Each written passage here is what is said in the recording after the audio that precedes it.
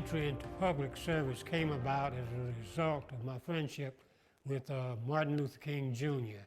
I met Martin back in October of 1956 near the end of the Montgomery bus boycott.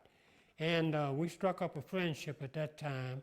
He stayed at my parents' home where I was staying, and we got to be good friends. And one of the things that Martin had said to me during the course of our talking at various times was that he said, "You know, Mickey, you would make a good politician."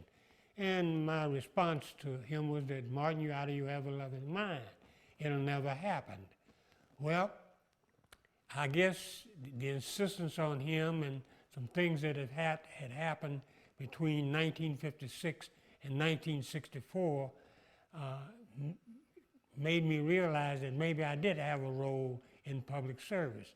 And it was in 1964 that I finally decided to get into public service. I called and got him on again. I said, "Martin, I'm going to do what you asked me to do. I'm going to run for public office." And there was this deafening silence at the other end of the phone. And then suddenly the voice came back saying, "It's about damn time you did something I asked you to do." And that was my entry into public service. I'd always noticed getting on a bus that came through the black section of Durham, and there were signs on the bus that said, "Colored seat from rear to front, white seat from front to rear." And I never raised any question until one day we were on the bus and it was leaving the black neighborhood right at Pettigrew Street and Dillard Street. And the bus driver stopped the bus, and my mother and I were sitting toward, basically in the front of the bus, and we had to move to the back of the bus because we were fixing to cross the railroad tracks and go over into white territory.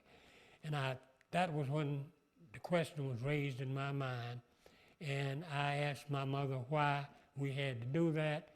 And I think the response was because that's what some folks expect us to do.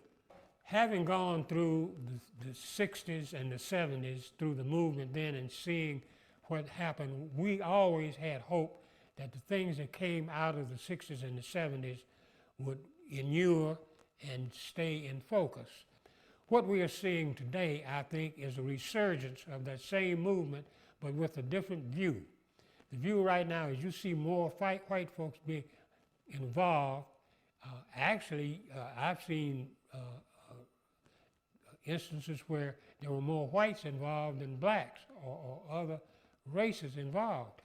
This gives me hope because I think now it's beginning to catch on and people are beginning to understand and see that there is a final goal to be reached, to make this country what the Founding Fathers hoped that it would be. And I think that people now are beginning to understand and pay attention to the fact that we must reach that final goal, which is equality.